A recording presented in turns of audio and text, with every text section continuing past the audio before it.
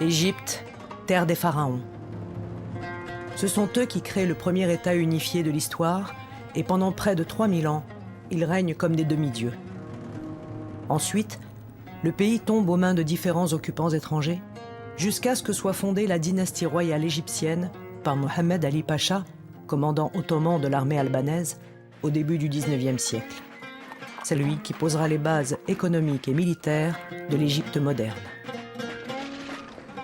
Pendant près de 150 ans, la dynastie prospère, mais les grands projets de modernisation précipitent le pays dans l'endettement et la misère.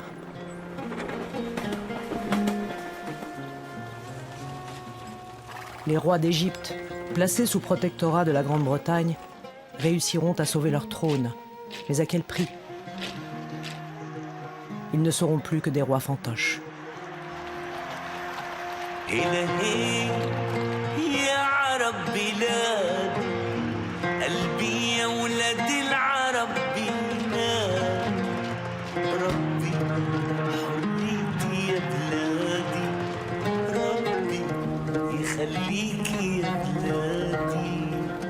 Pendant les dernières années du règne du roi Farouk, la corruption atteint une ampleur sans précédent. La défaite humiliante de la guerre de 1948 en Palestine montre que la monarchie est à bout de souffle. En 1952, le général Mohammed Naguib, un ancien commandant de la guerre en Palestine, rejoint les officiers libres. Ce mouvement clandestin rassemble des officiers de l'armée égyptienne qui ont décidé de libérer leur patrie du colonialisme britannique.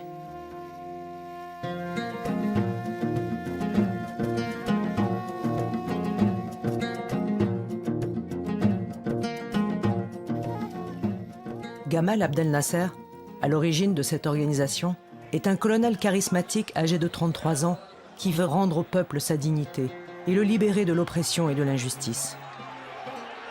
Lassés par la corruption et la misère, les Égyptiens descendent dans la rue pour réclamer du pain, la liberté et la justice sociale. Ils reçoivent le soutien inattendu des militaires.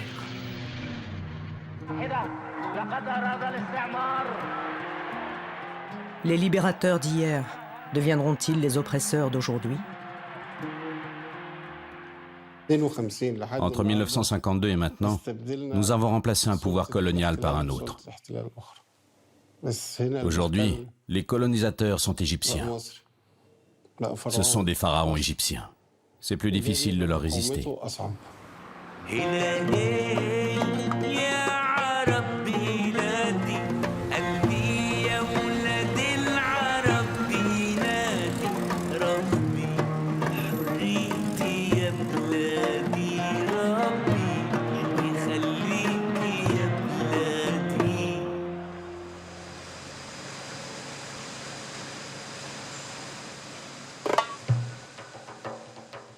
Un nouveau chapitre de l'histoire égyptienne s'ouvre. Un incident, qui aurait pu rester isolé, va déclencher une révolution dans tout le pays. Le 25 janvier 1952, les Fedayines, le mouvement de résistance égyptien, intensifient leurs attaques contre les troupes britanniques stationnées près du canal de Suez. Et ce jour-là, le général Erskine, le commandant britannique, décide de donner une leçon aux Égyptiens. Voyant que la police soutenait les Fedayines, l'armée britannique a encerclé le commissariat d'Ismaïlia et elle a demandé aux soldats égyptiens de se rendre. Mais le commandant qui se trouvait sur place a refusé. Le commissariat est assiégé, mais les policiers, bien que moins nombreux et moins équipés, ne veulent pas rendre les armes et résistent. Le soir, 50 d'entre eux ont été tués. La nouvelle parvient au Caire. Des émeutes éclatent. Bientôt, la capitale est ravagée par les flammes, sous le regard impuissant des officiers qui attendent en vain que le roi Farouk leur donne l'ordre d'intervenir. Depuis des années, les officiers libres conspirent pour mettre fin au régime corrompu du roi Farouk, qui permet à l'occupation britannique de perdurer. En grand secret, ils collaborent avec le principal mouvement populaire et religieux, les Frères musulmans.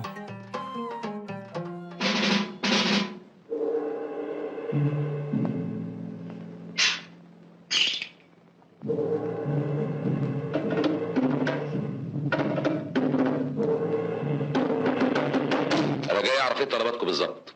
احنا بنحاول نمنع التموين عن المعسكرات. بنلاقي الحكومة بتعين حراسة على التموين. في موقف رسمي وفي موقف غير رسمي. احنا طلباتنا بغاية البساطة، مش ضروري نفقة الإنجليز وحراسة تموينهم.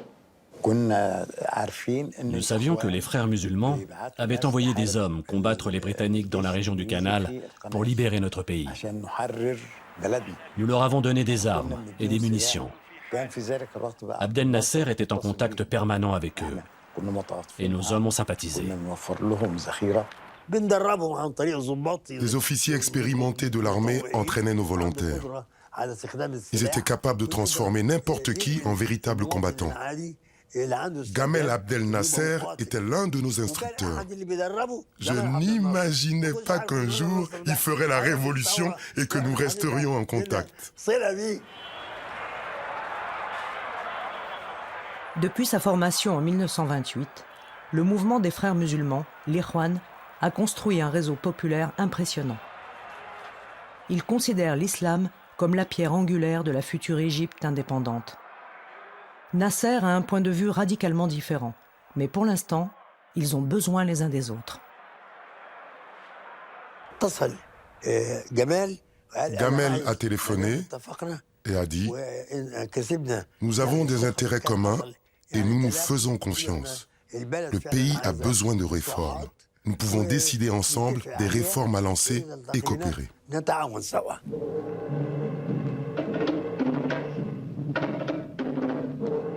L'incendie du Caire pousse les officiers libres à agir plus vite que prévu.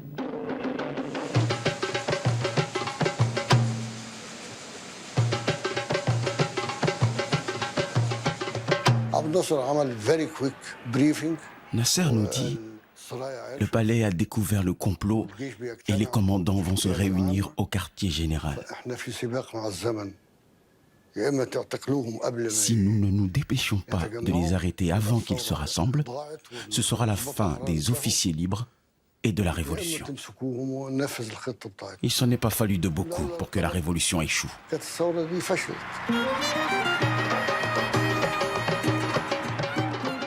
Les officiers libres prennent le contrôle de l'armée. Le général Naguib annonce officiellement la réussite du coup d'État sans la moindre effusion de sang.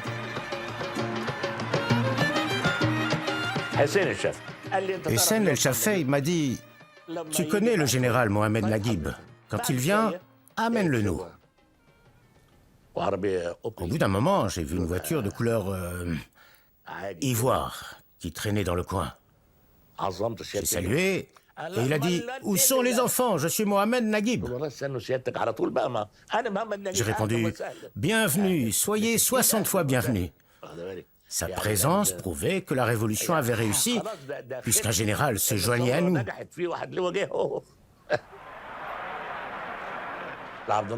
Ensuite, Nasser, encouragé par le succès indolore du coup d'État, a simplement destitué le roi.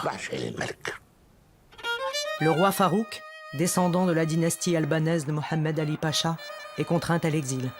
C'est la fin d'une époque. Pour la première fois depuis le temps des pharaons, les Égyptiens tiennent l'avenir de leur pays entre leurs mains. La présence britannique est restreinte, mais 80 000 soldats des troupes coloniales restent néanmoins cantonnés pour protéger leur propriété, le canal de Suez. La première préoccupation des officiers libres est que les Britanniques retirent leurs troupes et que les Égyptiens obtiennent enfin ce qu'ils réclament depuis longtemps, paix, liberté et justice sociale. Nous n'avions pas de stratégie précise. Je croyais naïvement qu'une fois le roi parti, le pays irait mieux. Et j'étais convaincu qu'il suffisait de destituer le roi, puis d'expulser hors d'Égypte les Britanniques. Les leaders de la Révolution promettent d'établir une république vraiment démocratique. Un comité militaire de 19 membres est fondé pour superviser la transition. Le CCR, Conseil de commandement de la Révolution, est présidé par le général Naguib. Son second s'appelle Gamal Abdel Nasser. Ce conseil doit diriger le pays jusqu'à l'adoption d'une nouvelle constitution conforme aux idéaux de la Révolution, qui permettra ensuite la tenue d'élections. Mais gouverner s'avère rapidement beaucoup plus difficile que prévu. 2 ou 3 jours après la Révolution, les travailleurs du textile de Kafr el-Dawar se sont mis en grève. L'armée est intervenue pour les faire cesser. Les grévistes ont refusé. Un officier a tracé à la craie une ligne blanche par terre. Et il a dit « Le premier qui franchit la ligne est fusillé ». Ils ne l'ont pas cru. Mustafa Khamis a franchi la ligne. Ils l'ont pris et ils se sont mis à tirer sur les gens. Ça commençait mal. Nous avons réagi en exécutant leurs 2 leaders, Khamis et El-Bakari. Les communistes membres du Conseil de commandement de la Révolution sont horrifiés par la brutalité avec laquelle le mouvement ouvrier est réprimé. Leurs protestations révèlent les premières dissensions parmi les dirigeants. Pour un régime qui a promis de défendre les pauvres, c'est un bien mauvais départ. Mais le CCR passe bientôt à l'action. Le 11 septembre 1952, la loi 178 confisque les terres monopolisées par l'ancienne élite.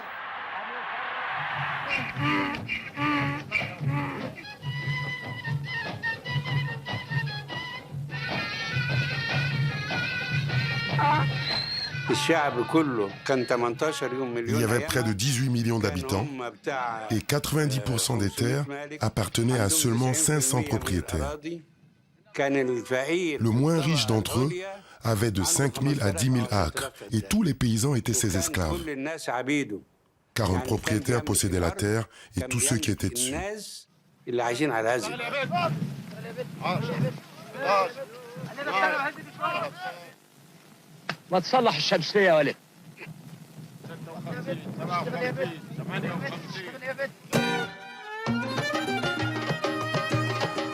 La réforme agraire restreint le pouvoir des propriétaires terriens.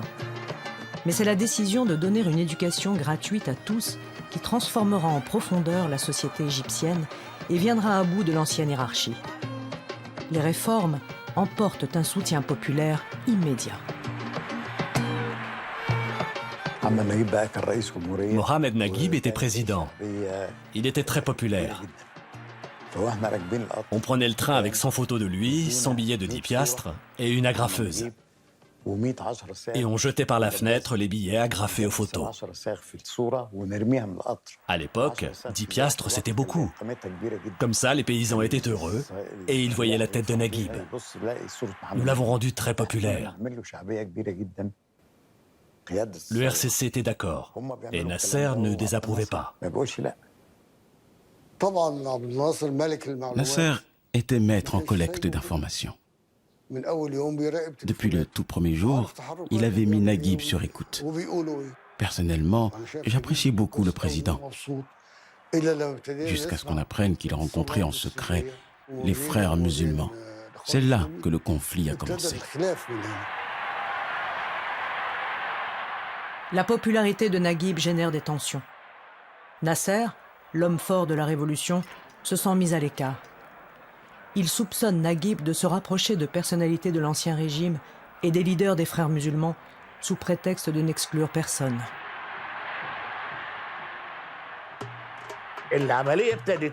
La crise a commencé quand Nasser a estimé que Naguib avait rempli sa mission et qu'il était temps de s'en débarrasser. Car s'il restait, sa popularité allait devenir monstrueuse. Ils ont commencé à s'affronter, chacun dans leur domaine. Gamal Abdel Nasser se focalisait sur son pouvoir au sein de l'armée et Mohamed Naguib sur son soutien populaire. Nous avons appelé cette crise la crise de la démocratie. Il y avait 2 points de vue. Les uns voulaient instaurer la démocratie et renvoyer les militaires dans leurs casernes. Les autres insistaient pour que la révolution atteigne certains buts avant qu'il soit question de démocratie.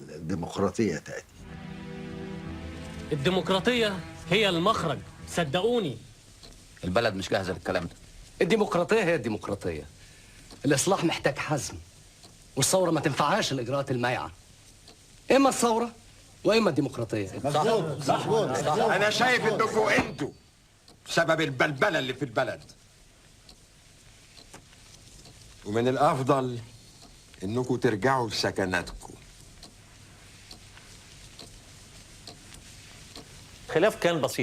Le problème était simple. Qui gouverne? Ce n'était pas plus compliqué que ça. Qui dirige l'Égypte?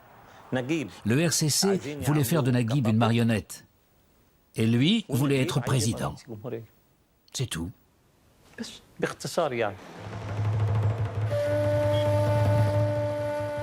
La bataille, capitale pour l'avenir du pays, éclate dans la nuit du 25 février 1954. Démocratie ou régime militaire? Le débat existait déjà au sein de l'armée. Les artilleurs soutiennent la démocratie voulue par Naguib. Les nasseristes, eux, estiment que si l'armée rentre dans ses casernes, ce sera le chaos. La confrontation entre les deux courants divise l'armée et menace de plonger le pays dans une guerre civile.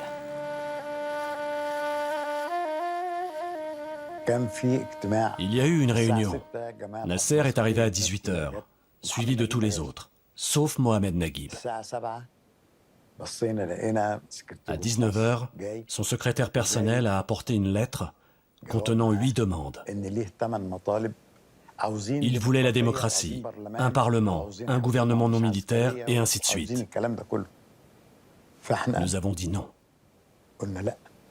À notre niveau, nous n'avions aucune idée de la lutte de pouvoir entre Naguib et Nasser. Nous pensions que si Naguib se conduisait mal, nous aurions dû en être informés.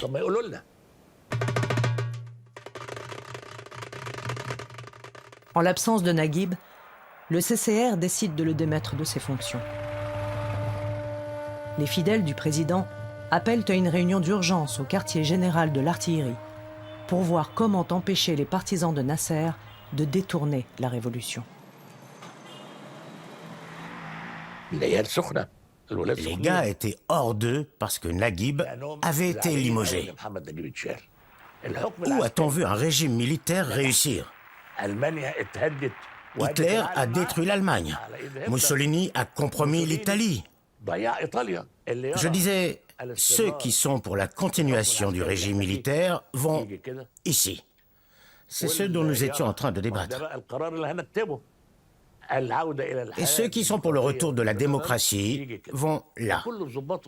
Je vous assure que tout le monde est allé du côté de la démocratie. Mais ils regardaient par-dessus mon épaule.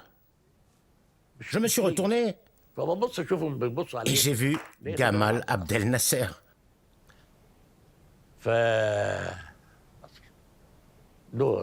Il avait une sacrée présence, vous savez. Je lui ai demandé, vous êtes là depuis longtemps? Depuis le début de votre vote. Le moment est difficile pour Nasser.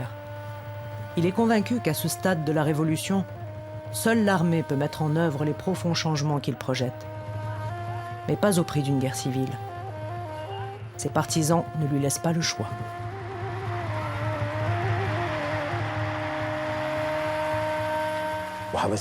Nous avons enfermé Nasser et Amer dans le bureau de ce dernier. Nous avons pris la situation en main et agi. Que l'artillerie essaye seulement de faire démarrer un tank et il serait immédiatement anéanti. Nous avons repris le contrôle du pays. Les artilleurs sont arrêtés. Mais les unes des journaux provoquent des manifestations massives. Les Égyptiens défilent dans les rues. Ils veulent le retour du président Naguib. Le général revient au pouvoir, mais ses revendications démocratiques sont ignorées. Quelques jours plus tard, des manifestations contre la démocratie éclatent. C'est nous qui avons organisé ces manifestations. La politique, c'est ça. C'est ça, la politique. Nous avons imprimé nous-mêmes les tracts dans les bureaux des services de sécurité, puis nous les avons distribués. Nous avions des hommes partout. Les tracts disaient « Vive la révolution ». Ce n'est pas l'heure de la démocratie. À bas la démocratie, à bas la liberté, vive la révolution. La liberté, c'est une chose, la révolution, c'en est une autre. Nasser a dit « Le peuple ne veut ni la liberté, ni la démocratie, ni une constitution. L'artillerie veut que je les impose au peuple, mais cela ferait de moi un dictateur. » Et voilà.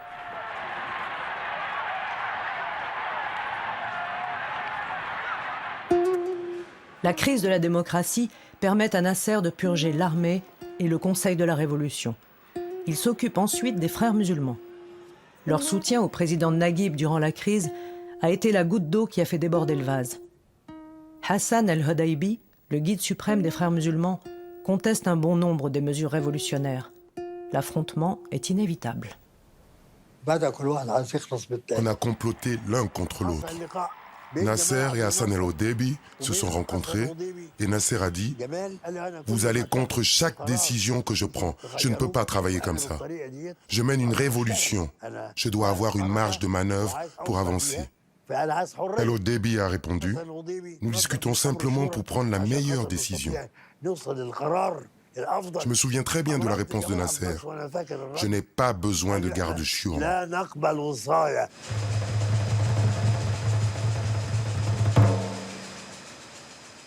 Les frères musulmans voulaient le pouvoir. Le conflit ne portait pas sur la religion ou l'application de la charia. C'était une lutte politique. Les frères musulmans préparaient un putsch au sein de l'armée. J'avais des hommes infiltrés chez eux. Ils me tenaient informé quotidiennement. Ce jour-là, nous venions d'expliquer la situation à Nasser. Je lui ai même montré leur ordre d'opération. Il s'est contenté de secouer la tête. Puis il m'a regardé. « Farid, tu es mécontent ?» « Oui, je suis mécontent. Tous les matins à 10 heures, je te fais mon rapport. Pourquoi est-ce qu'on tarde à s'occuper des frères musulmans ?» Il a répondu « Là, ça n'est pas le bon moment. » Nasser a très vite l'occasion d'organiser des représailles. Les divisions au sein de la confrérie musulmane ne sont un secret pour personne. El-Hodaybi, en tant que guide suprême, a officiellement dissous la branche armée du mouvement, la section spéciale. Mais des éléments rebelles rejettent cette décision. C'est vrai qu'il y avait un groupe de jeunes dont faisait partie Hendaoui Douer. Il dirigeait une cellule qui voulait assassiner Gamal Abdel Nasser. Quand je l'ai découvert, j'en ai parlé à Hassan el-Hodaybi. Il a dit « Non, vous qui êtes membre du bureau exécutif, allez dire à ses frères que je n'admets pas ça, que je ne suis pas d'accord. » La section spéciale met à exécution son projet d'assassinat. Pas une seule des 8 balles ne frôle Nasser. Cette tentative d'assassinat reste sujette à controverse. Des rumeurs évoquent une manipulation des services secrets ou, à l'inverse, un complot au sein même d'Ikhwan contre la direction du mouvement. Quoi qu'il en soit, l'épisode donne à Nasser une raison suffisante pour écraser le dernier allié qui lui reste. Si Gamal Abdel Nasser avait écrasé les frères musulmans quand je lui ai dit, toute la population aurait fait front avec l'Ikhwan. Mais après la tentative d'assassinat de Mencheia, tout le monde soutenait Nasser. C'était un stratège. C'est ce qu'il avait prévu. 7 dirigeants d'Ikhwan sont exécutés et les autres sont emprisonnés. La confrérie musulmane est officiellement interdite. Elle est réduite au silence. Mais les humiliations et les tortures qui vont s'abattre sur leurs détenus vont bientôt faire mûrir les germes d'une radicalité bien pire, qui finira par menacer le tout-puissant régime militaire.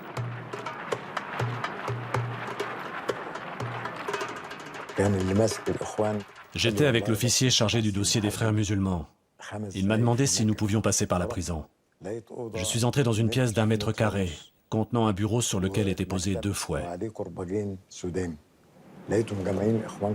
L'officier a rassemblé les prisonniers de l'Ikhwan, leur a fait chanter des chants patriotiques. Ils ont dû s'accroupir. Un chien a reniflé les vêtements d'El-Hodaybi. Il a reniflé à droite, à gauche, puis il l'a attaqué. Je n'ai pas aimé ce que j'ai vu. Je me suis juré de ne plus aller à la prison militaire. Le président Naguib avait perdu tout pouvoir depuis son retour après la crise de la démocratie. Il est pourtant accusé de collusion avec les frères musulmans dans la tentative d'assassinat contre Nasser. Il est limogé sans cérémonie, assigné à résidence pendant des dizaines d'années, et son nom est effacé de l'histoire officielle.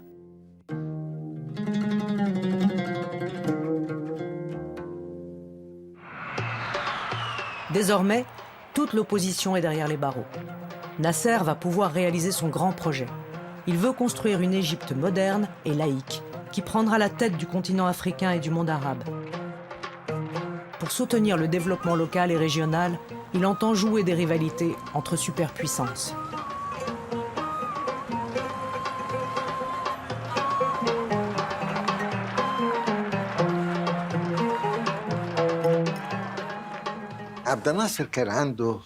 Pour Nasser, l'indépendance était une priorité. Nous nous disions que, comme les États-Unis n'étaient pas un pouvoir colonial, nous pouvions compter sur eux pour neutraliser les Britanniques. Aidez-nous et l'Égypte ne deviendra pas communiste. C'était ce que les États-Unis redoutaient. Les Américains ne nous ont pas donné les armes dont nous avions besoin pour défendre les frontières de l'Égypte. Nous étions une jeune révolution militaire et nous devions construire une armée forte. Notre première mission était de protéger nos frontières. Notre échec aurait été celui de toute la révolution. On a eu l'idée de passer un contrat d'armement avec la Tchécoslovaquie. C'était un tournant, connu comme la fin du monopole des armes.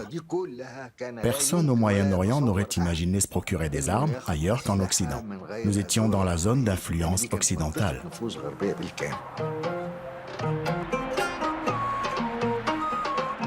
À une époque où les luttes pour l'indépendance éclatent dans toute l'Afrique, les armes jouent un rôle déterminant. Nasser, en tant que père fondateur des mouvements panafricains et panarabes, s'engage à aider ces révolutions.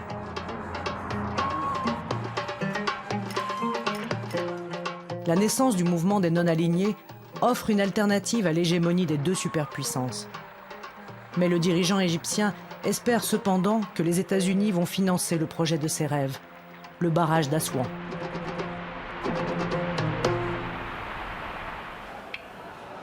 Le barrage d'Assouan faisait rêver tous les Égyptiens. Il nous soudait dans la lutte pour construire notre avenir. Il allait rendre les terres cultivables, produire de l'électricité et permettre d'éviter les inondations.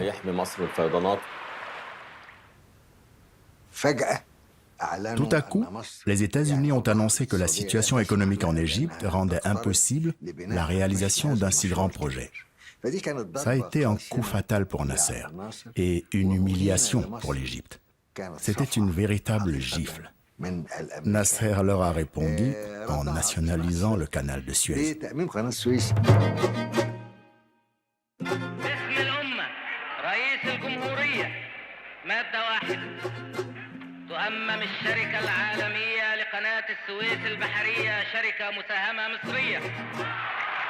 C'est le refus américain qui pousse Nasser à prendre cet énorme risque puisque les troupes britanniques sont encore dans la zone du canal. Mais la nationalisation du canal de Suez est un symbole fort de l'indépendance à laquelle aspirent tant d'Égyptiens. Le continent tout entier retrouve soudainement sa dignité. Nasser devient aussitôt le héros du tiers-monde. L'homme qui défie les superpuissances est désormais acclamé comme le Zaïm, le chef. Avant d'être un symbole, le canal de Suez est une route commerciale essentielle pour l'économie mondiale. La réponse est donc immédiate. Israël, la Grande-Bretagne et la France attaquent conjointement l'Égypte.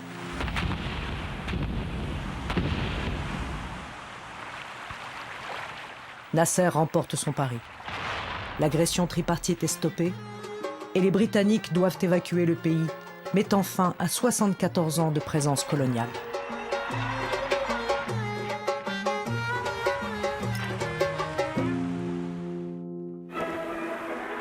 Après le refus américain de soutenir son projet central de développement, Nasser sait que pour réaliser sa vision, il doit se tourner vers les soviétiques.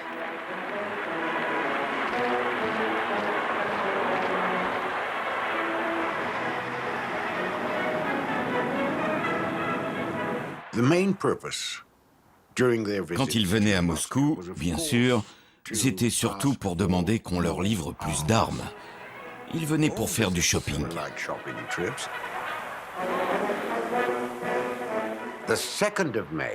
Le 2 mai, l'événement du jour était un gala sportif.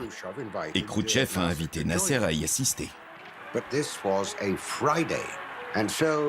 Mais c'était un vendredi. Et Nasser lui a répondu que comme c'était vendredi, il était obligé d'aller à la grande mosquée de Moscou.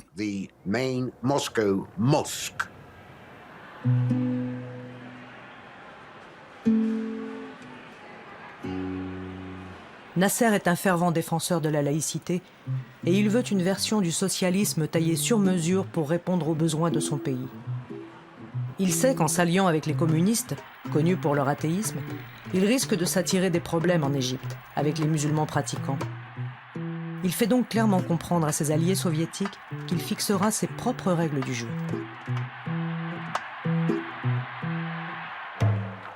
Nasser veut faire du pays une puissance industrielle. Il ne cesse de répéter « L'Égypte fabriquera tout, de l'aiguille à la fusée ». L'armée aura le droit d'utiliser les territoires désertiques pour tous ses projets de développement.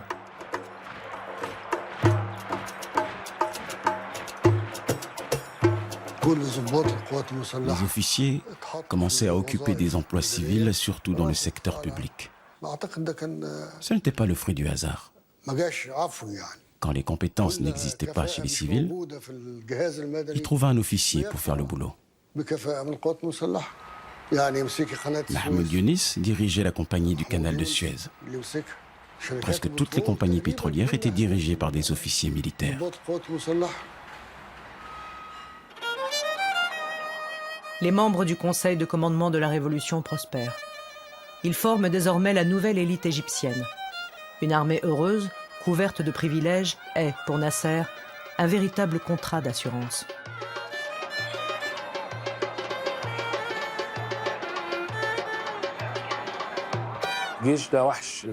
Notre armée est un véritable mastodonte qu'il faut maîtriser.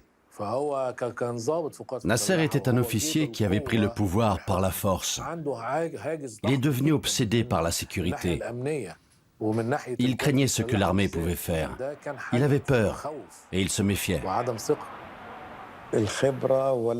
Mérite ou loyauté? Il a choisi la loyauté. Et il s'est entouré de gens dont il a assuré la subsistance, en sachant qu'en échange, il ne tenterait pas de le renverser.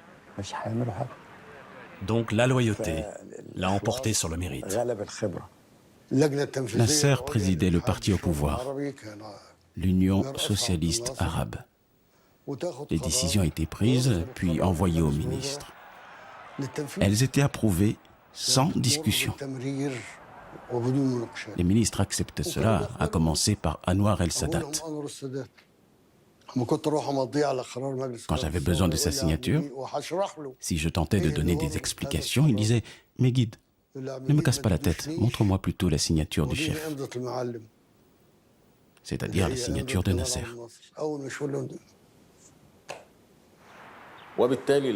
Il n'y avait aucune opposition d'aucune sorte. Et l'État dominait toute la vie, politique, culturelle, artistique, bref, tous les aspects de la vie. Le parti au pouvoir coopte même Al-Azhar, la haute autorité de l'islam, qui donne un blanc-seing islamique aux réformes laïques de Nasser. Pour la jeune génération des frères musulmans, c'en est trop. Beaucoup passent à la clandestinité.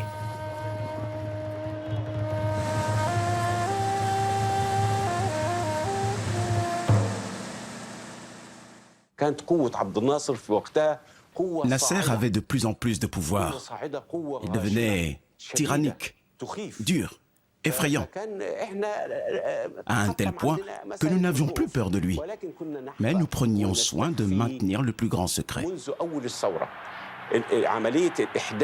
Depuis la Révolution, Nasser voulait changer la société et la faire passer de l'islam à la laïcité.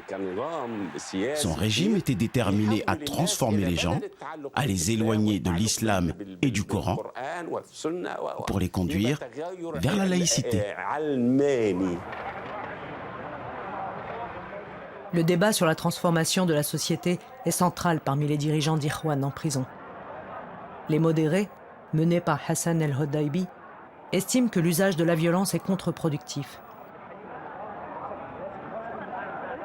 Mais pour Sayed Qutb, l'un des principaux intellectuels des frères musulmans, il faut au contraire ressusciter l'ancien concept de djihad et en faire la base de tout changement. Qutb, que les années de torture dans les geôles de Nasser ont endurci, expose en détail la voie radicale du djihad islamique dans son ouvrage « Jalons sur la route ».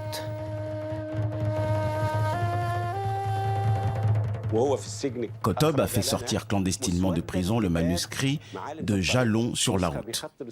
Il l'avait écrit à la main d'une écriture élégante. J'ai passé plusieurs nuits à le recopier avec un papier carbone.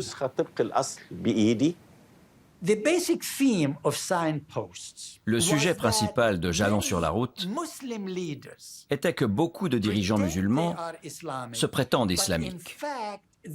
Mais en fait, ils font une politique qui ne l'est pas. Et si leur politique n'est pas islamique, ils peuvent être considérés comme des apostats et donc être assassinés.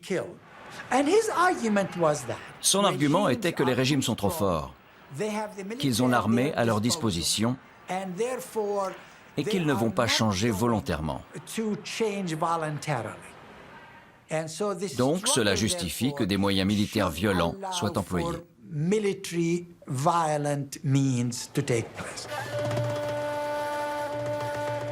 Jalons sur la route de Sayed Qutb trouve un écho enthousiaste parmi les jeunes frères musulmans et exacerbe les divisions au sein du mouvement.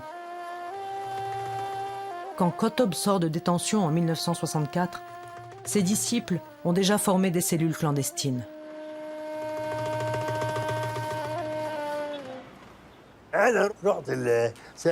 Je suis allé voir Sayed Qutb chez lui et je lui ai dit « Nous savons que certains jeunes militants veulent assassiner Gamel. » Je lui ai aussi dit « Nous ne laisserons pas le sang couler. Nous ne permettrons ni les assassinats, ni la violence. » Après 10 ans d'emprisonnement, les principaux dirigeants sont libérés et ils n'ont nulle envie d'affronter le régime. Pourtant, malgré leur mise en garde, certains militants préparent une tentative d'assassinat.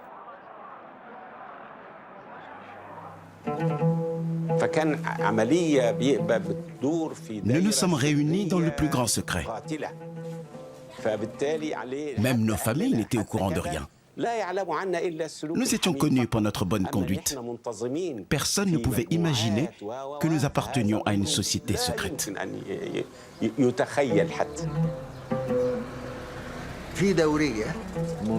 Une patrouille de la police militaire est entrée par erreur dans une impasse de Choubra. Il s'est trouvé que c'était précisément dans cette rue que la branche armée de l'Ikhwan avait son dépôt d'armes. Ils ont cru que la police venait pour les arrêter et ils ont ouvert le feu. Les policiers ont été pris par surprise car ils ne soupçonnaient pas l'existence d'un tel réseau armé. Nous étions organisés en réseau. Ils ont tiré un fil et toute la pelote est venue. Ils ont arrêté tous ceux qui avaient ne serait-ce qu'un lien infime avec les frères musulmans, qu'ils aient ou non quelque chose à voir avec la branche armée. Ils ont arrêté tout le monde.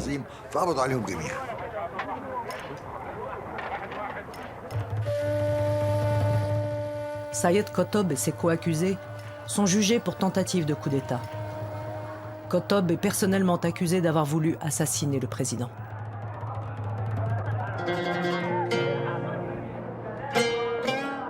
Le procès est perçu comme une mascarade. La condamnation à mort de 6 frères musulmans et de Sayed Qutb fait de ce dernier un martyr. Son livre, Jalons sur la route, est interdit ce qui aura pour effet de renforcer son succès au marché noir.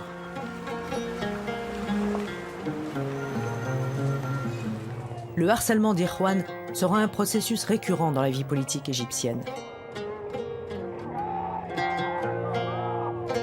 Jalon sur la route inspirera plus tard Oussama Ben Laden et Al-Qaïda et radicalisera les islamistes du monde entier.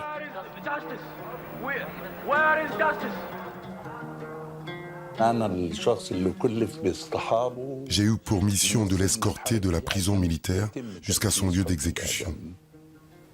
Il est resté silencieux dans la voiture. Il n'a dit que quelques mots. Je n'ai que mes convictions, prenez-les et laissez-moi. On est arrivé quand le muezzin appelait à la prière de l'aube. Je l'ai remis et ils l'ont exécuté.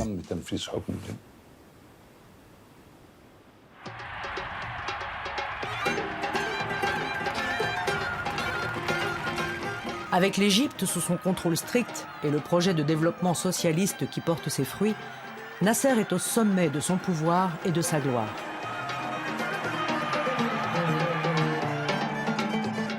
Le Zaïm finance les mouvements de libération africains. Il pose les fondements de l'unité arabe et voyage dans le monde entier pour promouvoir sa vision du tiers-monde. Mais la tension monte le long de la frontière avec Israël. De façon inexplicable, Nasser décide de provoquer une confrontation. خليج العقبة يمثل المياه الإقليمية بتاعتنا المصرية. ولا يمكن بأي حال من الأحوال إن احنا نسمح للعلم الإسرائيلي أن يمر في خليج العقبة. بيهددوا بالحرب اليهود. بنقول لهم أهلا وسهلا احنا مستعدين للحرب.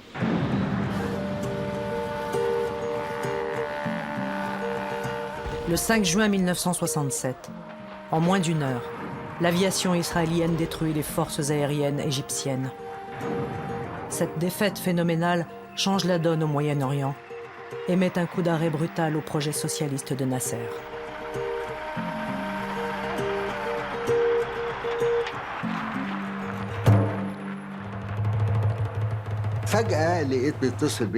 Tout à coup, Zakaria Mohiedine, le vice-président, m'a appelé. Je suis au quartier général avec Nasser. Nous allons annoncer un cessez-le-feu immédiat. J'étais furieux. Un cessez-le-feu? Je n'ai annoncé que des victoires à la radio. Laissez-moi le temps de dire qu'on a des problèmes. C'était un choc pour tout le monde. On avait entretenu les espoirs et maintenant, on annonçait un cessez-le-feu. La radio annonçait le nombre d'avions qu'on avait abattus. Je croyais que notre armée était aux portes de Tel Aviv. Et voilà qu'après il disait que nos troupes se repliaient sur la deuxième ligne de défense. J'ai pensé que c'était un stratagème militaire. Mais ce jour-là, la radio s'est mise à diffuser des chants patriotiques poignants. Et j'ai eu le sentiment que le désastre était imminent.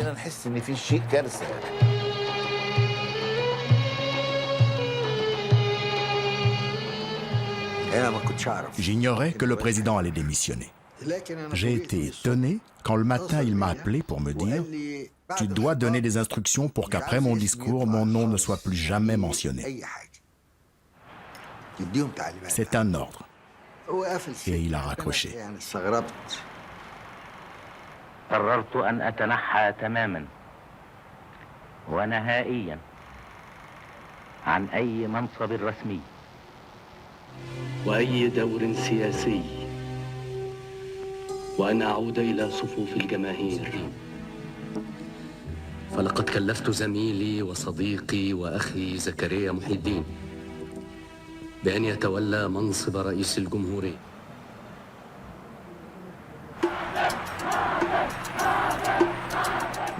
Des millions de personnes criaient « Ne démissionne pas !» Les organes de sécurité ne savaient pas quoi faire. Fallait-il empêcher les manifestations? La sécurité était déboussolée, complètement perdue.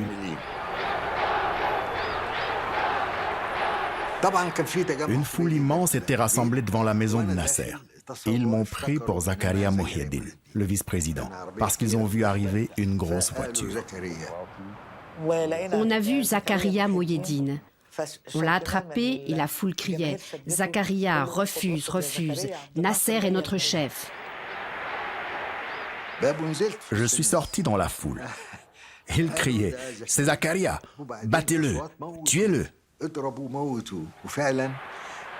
On m'a pris à la gorge et ça s'est mis à saigner. J'ai cru que je ne m'en sortirais pas. Si j'étais tombé, il m'aurait piétiné.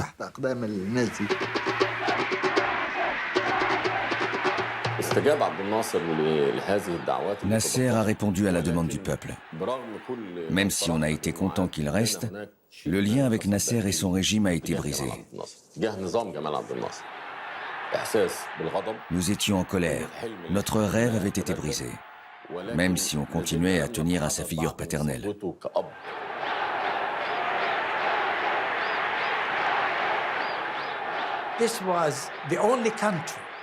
C'est le seul pays de l'histoire moderne où une défaite massive, une défaite militaire, n'a pas anéanti la position de l'armée qui était phénoménale.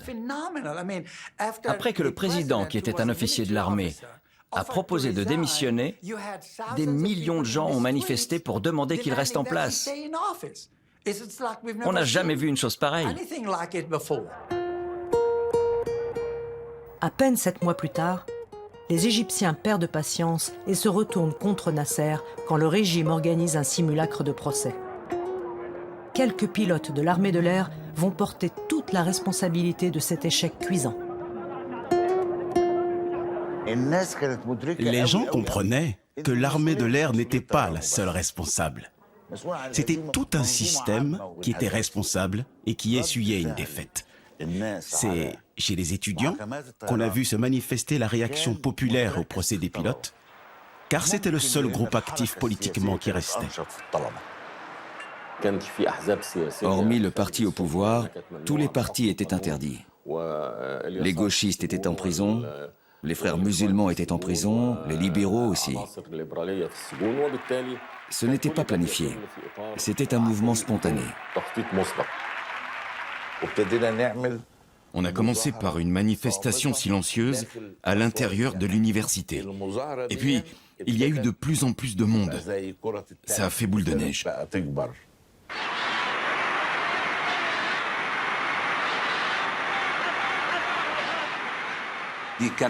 C'était la première fois qu'on voyait des manifestations contre la révolution et contre Gamal Abdel Nasser. Nos forces de sécurité n'étaient pas équipées pour faire face à des manifestants.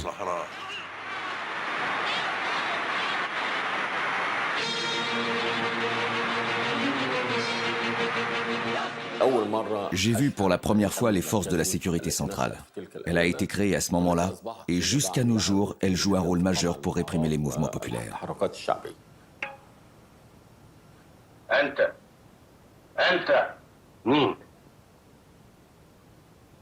انت اسماعيل الشيخ ايوه في حاجه علي انتوا مين ما تخافش احنا الامن في ايه عاوزين الانسه زينب ديالك بدنا نسمع انه في ناس بقت On a commencé à entendre parler de disparitions en pleine nuit.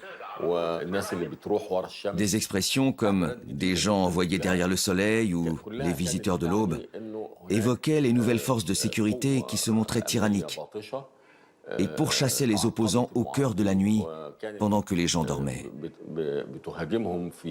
Ils les emmenaient dans des lieux inconnus. On disait qu'ils avaient disparu derrière le soleil.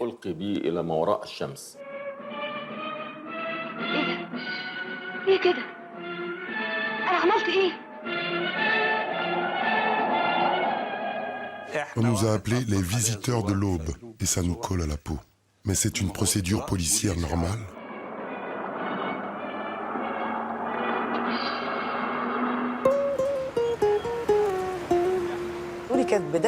C'était un signal d'alarme qui a révélé la nature du régime. Culture du secret, pouvoir des organes de sécurité, corruption et autoritarisme. On ne se rendait pas compte parce que nos besoins élémentaires étaient satisfaits. Il y avait de bons services de santé, d'éducation, on avait du travail, un logement, mais il s'est avéré qu'on vivait dans l'illusion la plus totale. On a découvert que Salah Nasr, le directeur des renseignements, gouvernait l'Égypte. Il semait la peur en criant que la sécurité du pays était menacée et il régnait d'une poigne de fer. Le charisme de Nasser éclipsait ce qui se passait réellement. En fait, il n'y avait pas de liberté.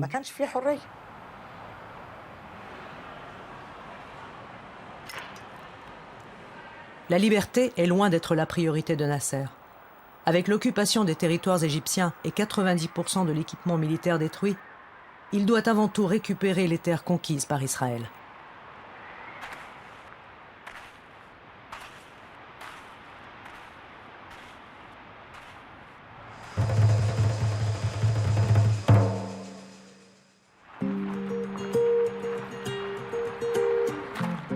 Nasser veut récupérer le Sinaï sans délai. Bien qu'il soit en position de faiblesse, il ordonne à ses troupes d'ouvrir une guerre d'usure.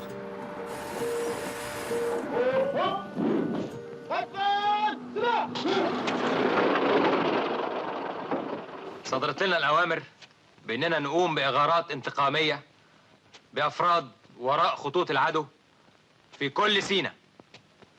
عمليات القيادة بتسميها استنزاف. Durant 2 ans, les accrochages quotidiens avec l'État juif sont contenus le long du canal de Suez. Puis Israël change tout à coup de stratégie et envoie ses tout nouveaux F-4 fantômes américains frapper au cœur de la capitale égyptienne.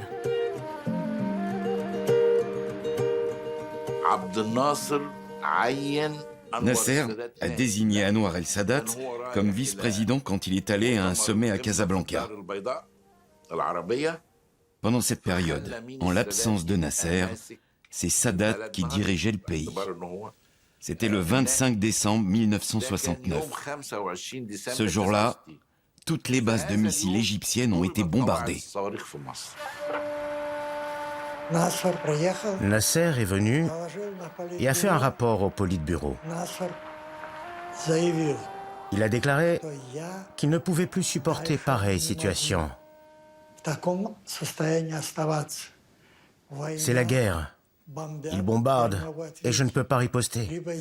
Ou vous envoyez vos troupes de combat pour protéger notre ciel, ou je démissionne.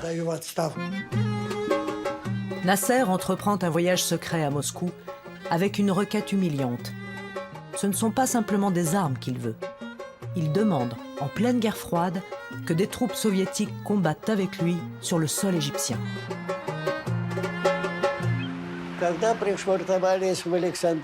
À Alexandrie, nous avons été accueillis par des hauts gradés de l'armée égyptienne. En une nuit, on nous a fourni des uniformes égyptiens et tout notre matériel a été repeint de couleur sable.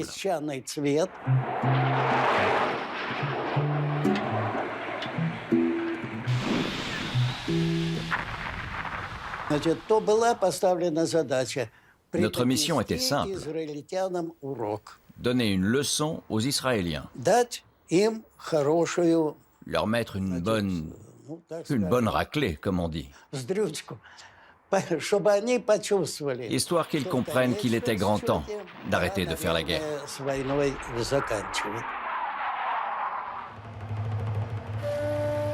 Les attaques israéliennes cessent, mais l'amour-propre de Nasser n'en sort pas indemne. Le héros des luttes anticoloniales a dû quémander l'intervention de troupes étrangères sur son sol. L'échec de 1967 continue à peser, et malgré des problèmes de santé, Nasser persiste dans son rôle de zaïm pan-arabe.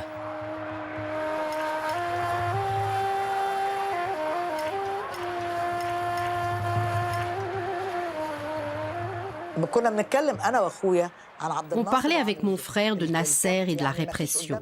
On se disait qu'on ne pouvait que patienter, au mieux une vingtaine d'années, car Nasser était jeune, il n'avait que 51 ans. On a critiqué le régime de Nasser, le parti, la corruption et la sécurité de l'État, et puis je suis rentrée chez moi. Mon frère m'a appelée avec une drôle de voix. J'ai dit « Ça ne va pas ?» Le président est mort. Sa voix était pleine de tristesse. J'ai lâché le combiné. J'étais désespérée. C'était horrible, horrible, horrible. Je n'ai jamais autant pleuré quelqu'un, y compris mon père et ma mère, que j'ai pleuré Nasser.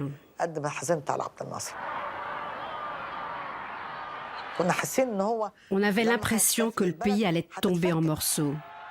Il y avait tous les acquis de Nasser, car il y avait quand même de vrais acquis, mais on avait l'impression que c'était de sa faute. Il avait pris le contrôle du pays, monopolisé le pouvoir, interdit toute expression de l'opposition. Et voilà qu'on se retrouvait dans cette situation. Personne n'a le droit de rendre tout un pays orphelin. Le zaïm n'est plus. Il est mort pendant son sommeil. Des millions de personnes se rassemblent, formant le cortège funèbre le plus important de toute l'histoire de l'humanité. Nasser, le héros de l'anticolonialisme, le révolutionnaire rebelle, voulait faire de l'Égypte un État puissant, moderne et laïque. Pour y parvenir, il a dû écraser sans merci ses opposants. Il a enterré la démocratie, jeté les bases d'un État policier, cimenté un système politique lui-même ancré dans le pouvoir militaire. Aujourd'hui encore, ces choix déterminent l'infrastructure même du système politique égyptien. En voulant restaurer la grandeur passée de son pays, Nasser s'est hissé au niveau d'un pharaon des temps modernes.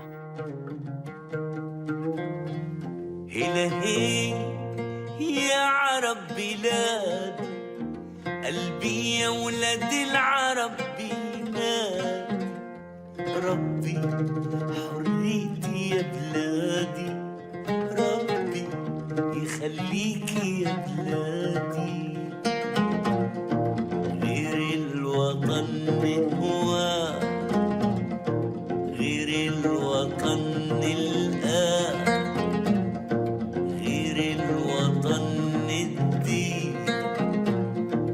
والموت للي عايش